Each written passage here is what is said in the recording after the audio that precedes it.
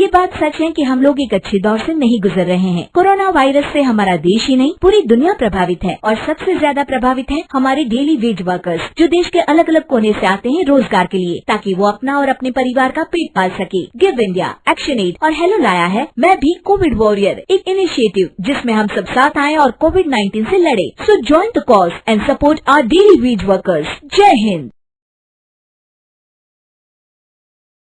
चुगलखोर बहू। मधु अपने परिवार के साथ चंदनपुर शहर में रहती है। मधु की एक बड़ी ही बुरी आदत है, वो सबकी चुगली करती रहती है। रविवार के दिन मधु की ननद सीमा और उसके ससुराल वाले उनके घर आते हैं। खाना खाने के बाद सब लोग बैठकर बातें कर रहे होते हैं। और सीमा कैसी हो? ठीक हो भाभी, आप कैसी हो? मैं भी ना बढ़िया हूँ। अरे तुमने जो वो अचार भेजा था ना, बहुत अच्छा था। आपको अच्छा लगा? थैंक यू भाभी, मैं इस बार ना और भेज दूंगी। अरे नहीं नहीं, और मत भेजना, मम्मी जी को कुछ खास पसंद नहीं आया, ऐसा वो कह रही थी। अच्छा, क्या कह रही थी मम्मी अचार के बारे में? अचार के बारे में तो नहीं कह रही थी, वो तुम्हारे खाने के बारे में कह रही थी कि सीमा को अभी तक ठीक से खाना बनाना भी नहीं आया। क्या मम्मी ने ऐसा कहा? हाँ, पर कोई नहीं ना सीमा, तुम बुरा मत मानो, मुझे तो अचार बहुत पसंद आया। हाँ, मम्मी को तो मेरा कोई काम पसंद ही नहीं आता, मेरे हर काम में बस कमियां ही ढूंढती रहती हैं। सीमा और उसके ससुराल वाले अपने घर जा रहे होते हैं। तब मधु की सास कहती है, अच्छा सीमा बेटा, अपना ख्याल रखना। हाँ हाँ ठीक है मम्मी। सीमा रूखेपन से जवाब देकर वहां से चली जाती है। अरे सीमा को क्या हो गया बहू, कुछ कहा क्या उसने? अब पता नहीं माँ जी। मधु अपनी सहेली संजना से बात कर रही होती है। अरे तुझे पता है, मैं ना शीला की पार्टी में गई थी उस दिन, तेरे बारे में पता नहीं वो लोग क्या क्या बातें कर रहे थे, मुझसे तो सुना भी नहीं गया। हाँ। अच्छा, क्या कह रहे थे वो लोग? शीला कह रही थी कि जब भी मैं संजना को पार्टी में बुलाती हूँ वो आती ही नहीं, उसे पैसों का बड़ा घमंड है भाई। क्या उसने ऐसा कहा? मैं अभी उससे बात करती हूँ। अरे छोड़ ना, उसकी बात ही नहीं करनी हमें, छोड़, चल छोड़। मधु अपनी सहेली से बात कर रही होती है, तभी उसका पति सचिन आ जाता है। अच्छा संजना, मैं ना तुमसे बाद में बात करती हूँ, ठीक है? मधु इधर आओ। क्या हुआ जी? अरे पता नहीं क्या हो गया है, सीमा माँ से बात ही नहीं कर रही। तुमसे कुछ कहा था क्या उसने? नहीं तो जी, उसने तो कुछ नहीं कहा मुझे। पर क्या मधु, बताओ मुझे।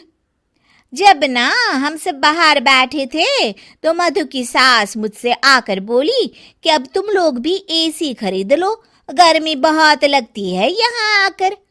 क्या उन्होंने ऐसा कहा? हाँ जी, ऐसा कहा। अब मधु के घर वाले ना हमेशा ही हमें नीचा दिखाते रहते हैं। नाराज तो हमें होना चाहिए, और सीमा नाराज होकर बैठी है। कोई बात नहीं, होने दो नाराज, हमें भी फर्क नहीं पड़ता। मधु मेरी एक बात ध्यान से सुनो, कोई जरूरत नहीं है आज के बाद उससे बात करने की। ठीक है जी। एक दिन मधु टीवी देख रही होती है और उसके पास सीमा का फोन आता है। मधु टीवी में इतना ज्यादा बिजी होती है कि फोन नहीं उठाती। अगले दिन सीमा घर पर आ जाती है। अरे वाह सीमा, आओ आओ, कितने दिनों बाद आई हो। हाँ, आप लोग तो मुझे भूल ही गए हैं ना बुलाते हैं ना फोन उठाते हैं। अरे ऐसा कुछ भी नहीं है, क्या हुआ सीमा, बताओ मुझे। आप लोगों को तो कुछ फर्क ही नहीं पड़ता। सीमा रोने लगती है और अपने कमरे में चली जाती है। तभी सचिन भी वहां आ जाता है। रुकिए जी, मैं बात करती हूँ सीमा से। मधु सीमा को समझाने जाती है और उसकी सास और सचिन दरवाजे के बाहर खड़े होकर सारी बातें सुनने लगते हैं। अरे छोड़ ना सीमा, तेरे भैया की तो आदत ही है बात का बतंगड़ बनाने की। मैंने उन्हें बताया भी कि सीमा के घर वालों को गर्मी लगती है, जब वो लोग आते हैं तो हमें एक एसी ले लेना चाहिए। तो उसमें भड़क गए, कहने लगे उन्हें अपनी अमीरी पर बड़ा घमंड है। मधु की सास और सचिन ये सब सुनकर चौंक जाते हैं कि मधु ये सब क्या बोल रही है। शायद मेरी ही गलती है, मुझे यहाँ आना ही नहीं चाहिए था भाभी। अरे नहीं नहीं मधु, तू क्यों नहीं आएगी? ये घर तेरा भी तो है ना। माना कि मम्मी जी तेरे हर काम में कमी निकालती रहती हैं, पर तभी अचानक सचिन और उसकी सास कमरे में आ जाते हैं और मधु उन्हें देखकर चौंक जाती है। मम्मी जी, मैं ना सीमा को बस समझा रही थी कि वो कहीं ना जाए। समझा रही थी या भड़का रही थी? हाँ, तुम इतनी बड़ी चुगलखोर हो मधु, हर किसी की बुराई करती हो, सबके बारे में झूठ बोलती हो ताकि हमारे बीच झगड़ा हो। मुझे नहीं पता था कि मेरे सामने तुम्हारा ऐसा रूप भी आएगा। मुझे माफ कर दीजिए जी। आपने मुझसे भी झूठ बोला भाभी। उन तीनों के सामने मधु की पोल खुल जाती है और वो सर झुकाए खड़ी रहती है। लेकिन अब कर भी क्या सकती है?